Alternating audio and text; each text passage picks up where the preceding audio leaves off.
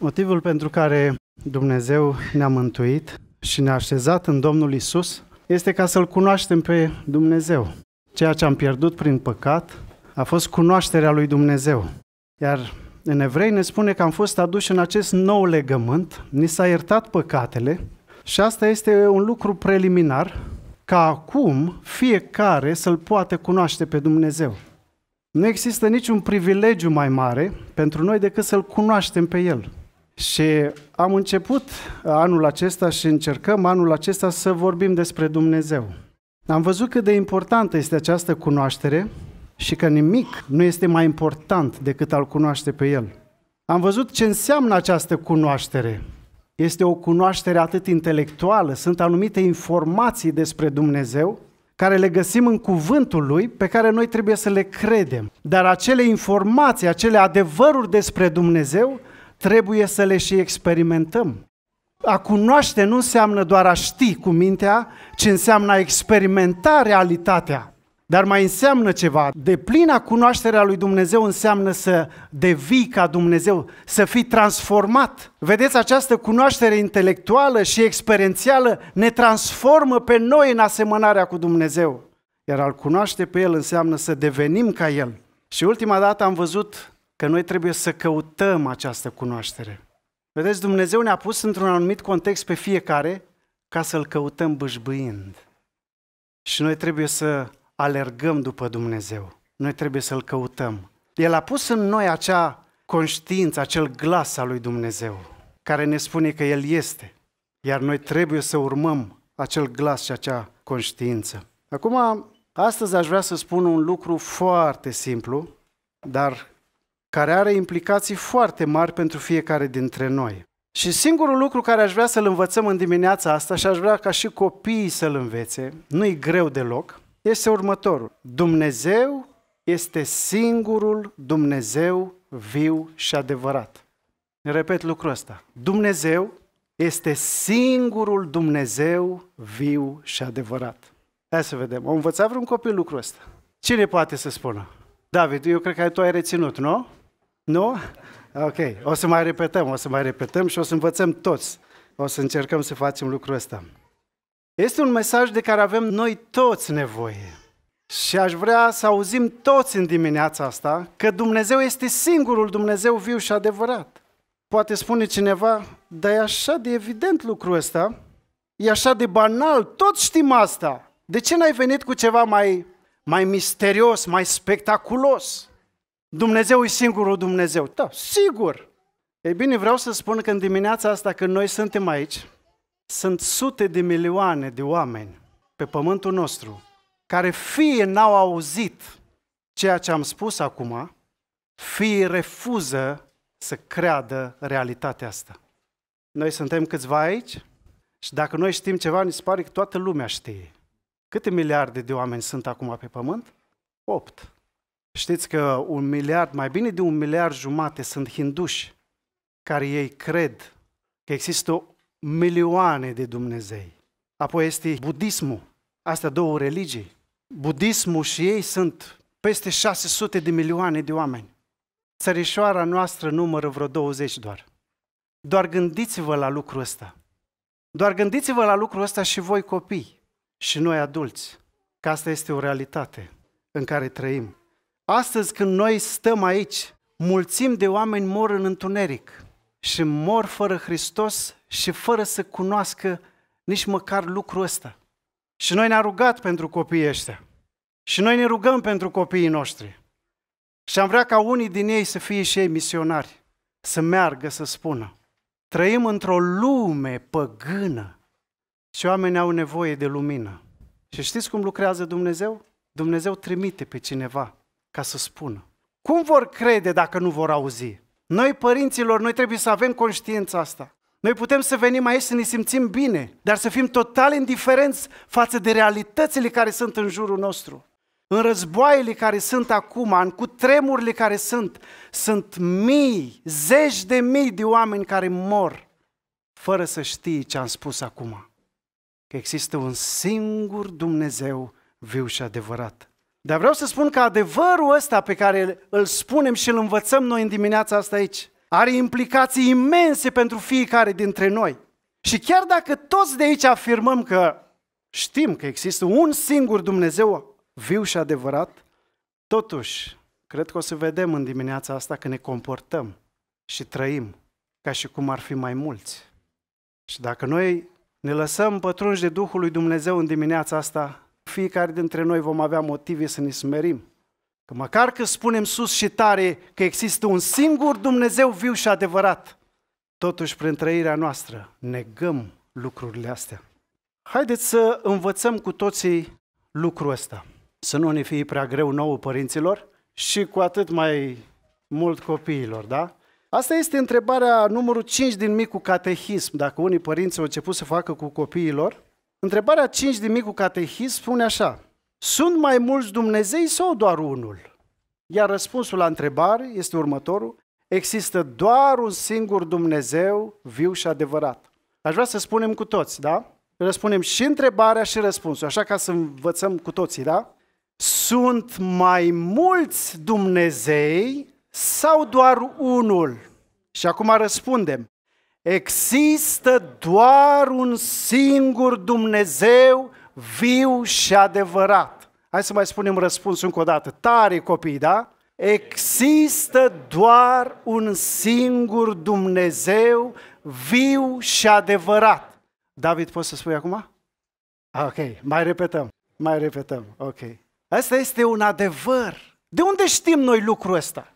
Acum am spus de atâtea milioane și miliarde de oameni care spun că nu e și tu te întâlnești cu cineva și îți spui este un singur Dumnezeu viu și adevărat. Și îi spun, dar de unde știi?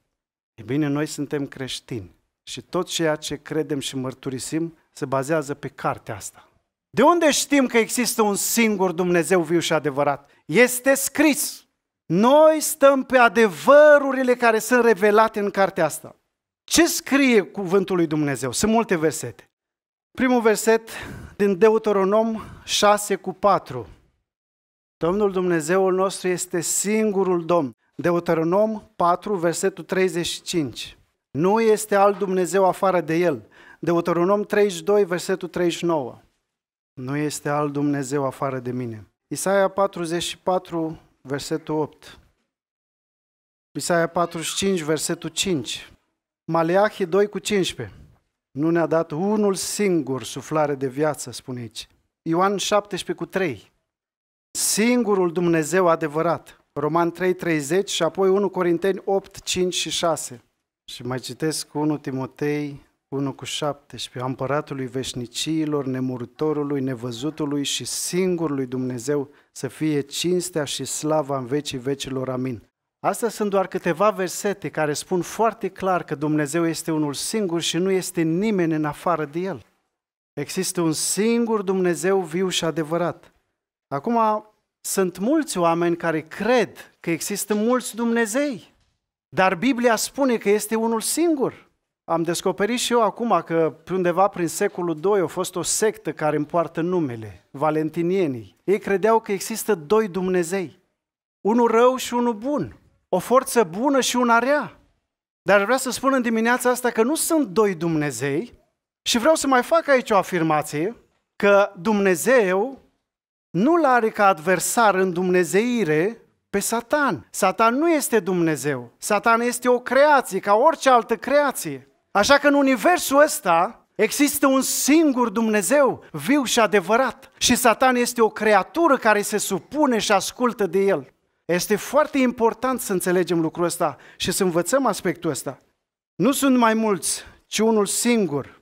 Acum, care sunt implicațiile acestui adevăr? Biblia spune foarte clar lucrul ăsta. Nu sunt mai mulți, un singur Dumnezeu, dar care sunt implicațiile? Primul lucru care deducem din adevărul ăsta este că toți ceilalți, așa numiți Dumnezei, sunt nimic, sunt minciună. Toți idolii popoarelor sunt nimicnicie. Absolut.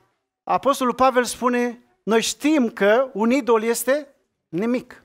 Este ca și cum ei, uite, dacă poate să-și imagineze cineva bucata asta de aer. Nimicul e nimic. Este ceea de materialul folosit de Dumnezeu pentru creație. Nu era nimic. Uite, era golul ăsta, dacă vreți. Asta este un idol. Toți idolii sunt nimic, sunt minciună. Ascultați cum spune aici în Isaia 44, versetul 9. Cuvântul Lui Dumnezeu spune așa: cei ce fac idoli, toți sunt deșertăciune și cele mai frumoase lucrări ale lor nu slujesc la nimic. Ele însă le mărturisesc lucrul acesta. N-au nici vedere, nici pricepere, tocmai ca să rămână de rușine. Toți idolii, spune aici, nu slujesc la nimic și ele mărturisesc despre ele lucrul ăsta. Un alt lucru care îl deducem de aici este că acest singur Dumnezeu, acest unul singur, este Cel care ne-a dat suflare și viață la toți și ne-a păstrat-o. Asta spunea în Maleahi. Un singur Dumnezeu, zice, nu ne-a dat unul singur, Dumnezeu suflare de viață și ne-a păstrat-o. Dacă există un singur Dumnezeu, asta înseamnă că toți care suntem aici, asta înseamnă că toți oamenii de pe pământ își au suflarea și viața de la Dumnezeu. Și acel singur Dumnezeu este Cel care îi păstrează, care ne păstrează pe toți în viață. Dumnezeu este Cel care l-a format și pe Levi, l-a creat, i-a dat viață. Și toți copiii care sunt aici, înțelegeți lucrul ăsta, Dumnezeu este Cel care va da suflare de viață. Este Cel care v-a creat. Iar lucrul ăsta noi trebuie să-l înțelegem, că noi suntem creația lui Dumnezeu. Așa cum Dumnezeu a creat primul om, la fel creează pe fiecare om. M-a plăcut cum se ruga fratele Nelu. Vedeți, de multe ori noi ne gândim că Dumnezeu a creat pe primul om și după aia ne-am reprodus noi. Dumnezeu este implicat în facerea fiecărui om, acum. David spune că nu eram decât un plod fără chip, ochii tăi mă vedeau și tu erai la lucru acolo în pântecele mamei mele și mă formai și îmi puneai tot ceea ce trebuie. Unul singur Dumnezeu este Cel care ne dă suflare și ne dă viață.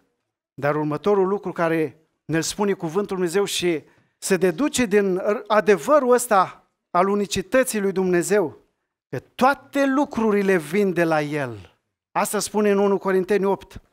Pentru noi nu este decât un singur Dumnezeu de la care vin toate lucrurile. Dacă există un singur Dumnezeu viu și adevărat, atunci tot ceea ce se întâmplă vine de la Dumnezeu.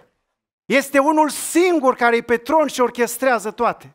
Tot ce se întâmplă în universul ăsta, în întreaga istorie, vine de la Dumnezeu. Toate lucrurile vin de la Dumnezeu. Vedeți, aici este marea noastră problemă. Că cumva gândim că mai este o altă sursă pentru toate. Dar nu este alta. Dumnezeu este pe tron și de la El vin toate. De la El vin toate și dacă toate vin de la El, știți ce trebuie să facem? Pentru toate să mulțumim. Mulțumiți lui Dumnezeu pentru toate lucrurile. De ce ar trebui să mulțumim pentru toate? Toate vin de la El. El e sursa tuturor. Dar vreau să spun aici, bune și rele. Pentru că aici este problema noastră. Că considerăm că lucrurile bune vin de la Dumnezeu și alea rele au o altă sursă. Dar înțeleptul Iov a zis, ce? Primim de la Dumnezeu binele și să nu primim și răul. Ce știa Iov despre Dumnezeu era că toate lucrurile vin de la Dumnezeu, și binele și răul. De la Dumnezeu vine și rana, și tămăduirea, și moartea, și viața. Toate vin de la El. Eu dau viață și eu omor. Nu vine altcineva aici, în toată ecuația asta. Toate lucrurile vin de la Dumnezeu. Cum te raportezi la toate lucrurile? Crezi că există un singur Dumnezeu viu și adevărat? Crezi că El orchestrează absolut toate lucrurile în viața ta? Atunci pentru toate, trebuie să-i mulțumești lui Dumnezeu și să-L glorifici pe El. Există azi o mare neadevăr care circulă. Să nu primești rău, să nu primești rău. Bleastă-mă durerea, mustră boala. Toate vin de la Dumnezeu și toate au un scop. Dumnezeu a făcut pe toate pentru o țintă. Este un singur Dumnezeu și Dumnezeu nu se bate cu cel rău, ci îl conduce pe cel rău să împlinească propriul lui plan. Și de aia noi trebuie să recunoaștem pe El în toate lucrurile. Următorul lucru care vreau să-l subliniez aici este că nimeni nu-L poate evita pe Dumnezeu. Ați ascultat ce spune în Deuteronom 32, versetul 39. Dacă există un singur Dumnezeu care ne-a creat, care ne-a dat suflare, care ne susține viața și care orchestrează toate, nimeni nu-l poate evita. În Deuteronom aici spune așa: nimeni nu poate scoate pe cineva din mâna mea. Toți suntem în mâna lui Dumnezeu. Sunt oameni care ar vrea să le evite pe Dumnezeu. Toată viața încearcă să trăiască cumva evitându-l. Și se vorbea miercuri la studiu că unii oameni vor să fie incinerați, vor să fie arși și cenușa lor să dispară, să fie aruncată, ca să nu mai existe. Ascultați-mă, când Hristos va chema pe morți din morminte, cenușa aia va deveni din nou acea persoană care a fost odată, cu toate faptele, cu toată viața, și va sta înaintea Creatorului. Nimeni nu-l poate evita pe Dumnezeu, pentru că există un singur Dumnezeu și fiecare om va trebui să se înfățișeze înaintea Lui. Este un singur Dumnezeu, de aceea nimeni nu-l poate evita. Un alt lucru care reiese: deoarece este un singur Dumnezeu, există o singură cale de mântuire. Ați ascultat ce spune acolo în Roman 3. Când vorbește despre calea asta lui Dumnezeu de mântuire prin jertfa Domnului Iisus, prin răscumpărarea care este în sângele Lui și doar prin credință. Și spune, dar mântuirea asta este doar pentru iudei? Felul ăsta al lui Dumnezeu de a mântui oameni este doar pentru iudei? Zice, na. Că Dumnezeu este unul singur și El va socoti neprihăniți prin credință și pe cei tăiați împrejur și pe cei netăiați împrejur. Faptul că Dumnezeu este unul singur, există o singură cale de mântuire. Ascultați-mă, oamenii care nu-L cunosc pe acest singur Dumnezeu, oamenii care nu se încred în jertfa Domnului Iisus, ei sunt pierduți. Ei n-au cum să se mântuiască în vreun alt fel. Pentru că există o singură cale de mântuire. Și asta este prin jertfa Domnului Iisus. Și asta pune ceva responsabilitate pe umerii noștri din nou. Și vrea să ne deschidem inimile, ca Dumnezeu să ne cerceteze pe noi, care avem lumina. Vedeți, noi trăim în lumină, frați și surori. Noi avem cunoașterea asta, Dumnezeu ne-a dat Evanghelia. Dar dacă e ca oameni să fie mântuiți, această Evanghelie trebuie propovăduită. Cum vor crede dacă nu vor auzi? Și cum vor auzi dacă nu sunt propovăduitori? Și cum vor propovădui dacă nu sunt trimiși? Trebuie să ne rugăm ca Dumnezeu să ridice și din mijlocul nostru. Nu știu cum sunteți voi, dar eu urmăresc cu sufletul la gură ce se întâmplă la Asbury College. Și știu că dacă e ceva de la Dumnezeu, de acolo vor pleca oameni, misionari, în orice treziri care au avut loc pe pământ. Oamenii care au cunoscut dragostea aia lui Dumnezeu, care s-au întâlnit cu Dumnezeu, au plecat și au spus. Și dacă e ca Duhul lui Dumnezeu să vină și între noi, asta se va întâmpla. Și eu asta îmi doresc. Să văd copiii noștri că într-o zi o să spună, mamă și tată, eu am plecat. Mă duc. Unde mergi? Mă duc să vestesc Evanghelia. Noi nu creștem copiii pentru noi și pentru plăcerea noastră și pentru pofta noastră. Câți dintre voi, părinților, vă gândiți în felul ăsta? Gândiți în felul ăsta. Nu vă gândiți doar la lucrurile de pe pământul ăsta, să devină medic, să devină știu eu ce.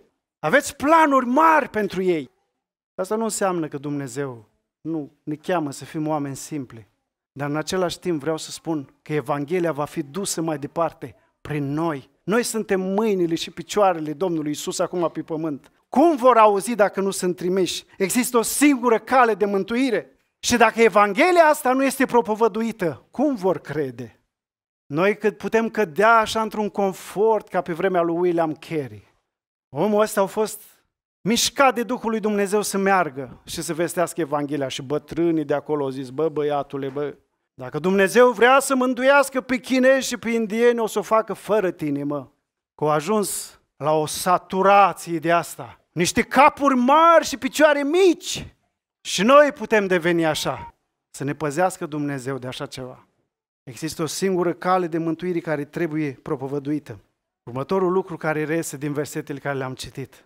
Există un singur Dumnezeu adevărat și asta știți ce înseamnă? Există un singur sprijin real în viața asta pentru fiecare muritor. În Isaia spune, nu este altul afară de mine, nu este stâncă, nu cunosc alta. N-ai pe ce să te sprijinești în viața asta. Spune în Psalmul 146 că unii se încred în cei mari, dar uite-te la ei, că cei mari cine sunt? Și ei o suflare. Suflarea lor trece, se întorc în pământ și în aceeași zi le pierd și planurile lor. Ferice de cine are ca ajutor pe Dumnezeul lui Iacov, pe Dumnezeul viu, când ai tot felul de provocări, când ai nevoie de ajutor, singurul sprijin real și adevărat este Dumnezeu. Vai cum vine Satana de atâtea ori atunci și încearcă să ne bage gânduri rele despre Dumnezeu. Să apelăm la oameni, să apelăm la situații, la cunoștințele noastre, când de fapt lângă noi este singurul care ne poate ajuta, Dumnezeu. Dumnezeu este singurul care ne poate ajuta. Dar vreau să mai spun următorul lucru. Dacă Dumnezeu este singurul Dumnezeu viu și adevărat, atunci știți ce înseamnă asta?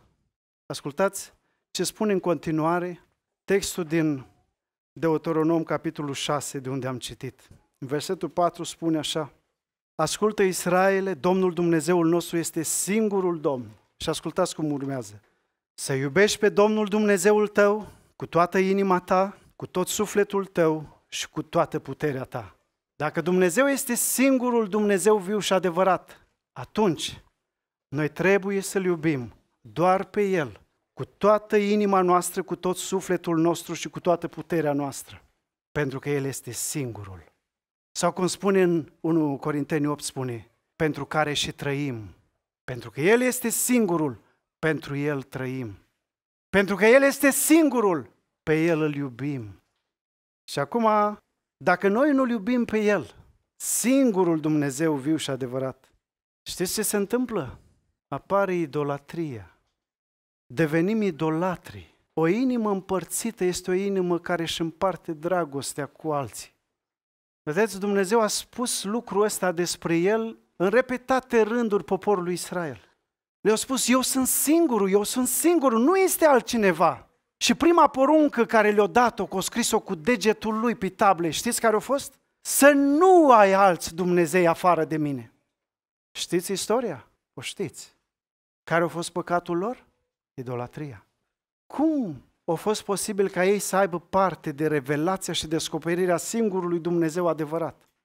Cu toată lumina care li s-a dat, cu toată legea, și totuși inima lor s-a îndreptat spre Dumnezeii popoarelor.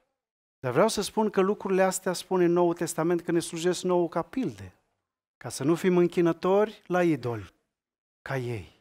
Pentru că și noi care ne lăudăm cu această cunoaștere a singurului Dumnezeu adevărat, putem să trăim în idolatrie.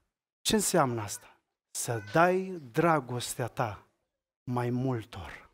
Cum care-s Dumnezei ăștia străini cu care se poate împărți inima noastră?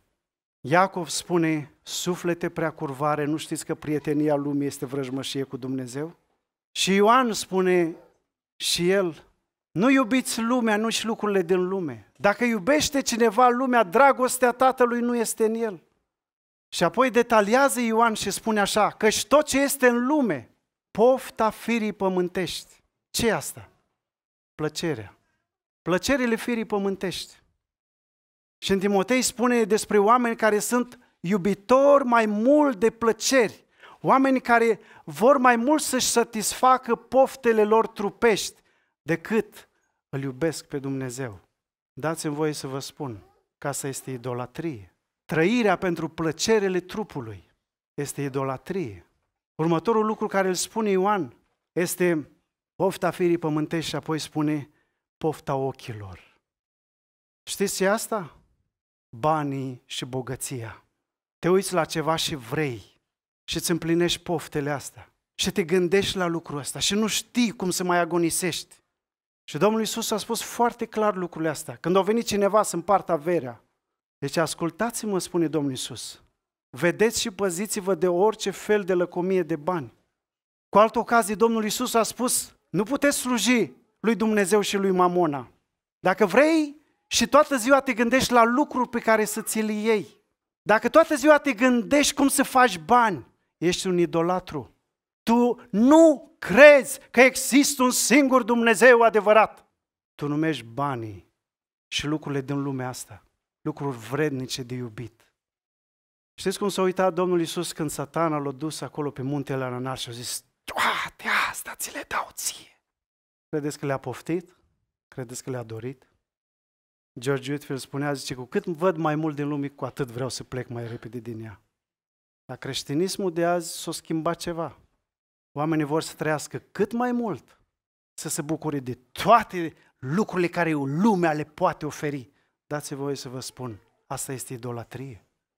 Asta e inimă împărțită. Următorul lucru care îl spune Ioan este lăudăroșia vieții. Ce e asta? Onoarea.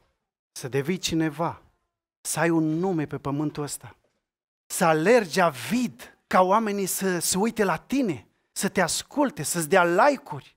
Preocuparea asta cu lucrurile astea. Asta e din lume. Asta nu e din dragostea lui Dumnezeu despre care s-a vorbit. Nu. Asta e din lume. Și astăzi sunt oameni care se numesc creștini și trăiesc în felul ăsta. Vreau să spun mai mult. Astăzi adunările sunt clădite și funcționează pe principiul ăsta. Să ne dăm slavă unii altora. Și este idolatrie. Și este idolatrie. Există un singur Dumnezeu și El trebuie să primească toată dragostea noastră. Idolatria se poate vedea chiar și în familie. Tot ceea ce iubești mai mult decât pe Dumnezeu este un idol care trebuie îndepărtat, care trebuie înlăturat. Vedeți, dacă noi vrem ca Duhul lui Dumnezeu să lucreze în mijlocul nostru, noi trebuie să ne curățim de inima împărțită. Noi trebuie să scoatem afară idolii. Știți, atunci când Iacov s-a întors înapoi, la un moment dat acolo la Betel, s-a uitat în familia lui și a zis așa, scoateți idolii toți, pentru că am ajuns aici la Betel și aici vrem să ne întâlnim cu Dumnezeu. Și au scos toți idolii afară. Și știți ce s-a întâmplat? Groaza lui Dumnezeu a venit. Atunci când noi ne curățim inimile de păcat și de idolatrie, se întâmplă următorul lucru. Slava lui Dumnezeu vine. Dacă vrem ca Duhul binecuvântat să vină și să adie între noi, vă spun, trebuie să ne curățim inimile de inima asta împărțită. Adică în dimineața asta să nu te mai împotrivești, să nu mai argumentezi cu mine în dimineața asta să spui că nu e așa, ci să spui așa-i, Doamne, eu am inima împărțită. Să recunoști că așa îi și să începi să numești idolii și să-i scoți afară, să te pocăiești, să te smerești. Să spui, Doamne, iartă-mă că n-am trăit pentru Tine, iartă-mă că nu te-am iubit pe Tine. Eu vă întreb, nu este El vrednic? Am stat la masă aici și știți ce vedem aici la masa asta? Vedem că El este singurul Dumnezeu viu și adevărat. Crucea descoperă pe Dumnezeu în toată plinătatea Lui. Și știți cum îl descoperă? El este singurul care nu cere de la om, ci dă omului.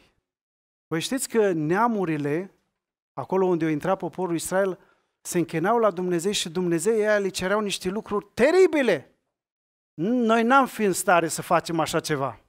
Dar oamenii ăia din poporul Israel, împărații poporului Israel, erau în stare să-și treacă prin foc propriilor fii pentru nimic și au făcut-o. Și Dumnezeu zice, mie niciodată nu mi-a trecut prin cap să vă cer așa sacrificiu. Și altădată Dumnezeu spune, poporul meu, spune-mi, cu ce te-am ostenit? Că vedeți că atunci când vorbim de a-L iubi pe Dumnezeu cu toată inima, ceva în noi se împotrivește. Ce e asta? Ce e asta? Ce vă cere Dumnezeu? Ce ne cere Dumnezeu? Prea mult. Vreau să mai păstrez. Ce vrei să mai păstrezi? El nu ne cere nouă să ne aducem fiii jertfă. El a dat pe Fiul Lui ca jertfă. Și aici ne cere, la cruce ne cere. Știți ce ne cere? Uitați-vă, eu am dat tot. Eu am dat tot pentru voi. Eu sunt singurul, ne vom întâlni. Ce alta cere Domnul de la tine?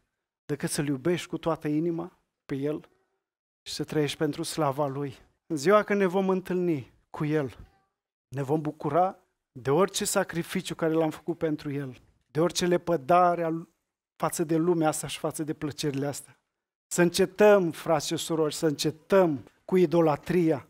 Dacă spunem și mărturisim că este un singur Dumnezeu viu și adevărat, atunci să arătăm lucrul ăsta prin trăirea noastră. Și Dumnezeu a trimis Duhul Lui binecuvântat ca să ne ajute să putem face lucrul ăsta. Amin.